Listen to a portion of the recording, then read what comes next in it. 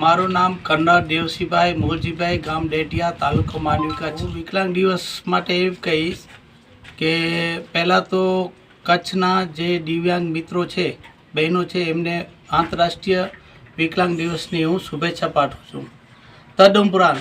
સરકારશ્રીને આપના માધ્યમ દ્વારા એક આહવાન કરવામાં આવે છે કે વિકલાંગોને પડતી સરકારી તંત્ર દ્વારા નળતરૂપ પડે છે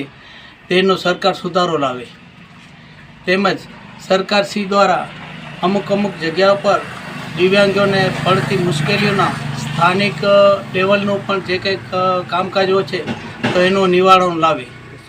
હું દિવ્યાંગ વિશે એમ કહીશ કે આપણા નળતરૂપ જે પ્રશ્નો છે એનામાં વધારેમાં વધારે ભેગા થાય અને કલેક્ટરશ્રીને એક અરજી રૂપે અથવા આવેદન નિવેદન રૂપે એ લોકોને આહવાન કરે કે અમારા 2016નો જે વિકલાંગ ધારો છે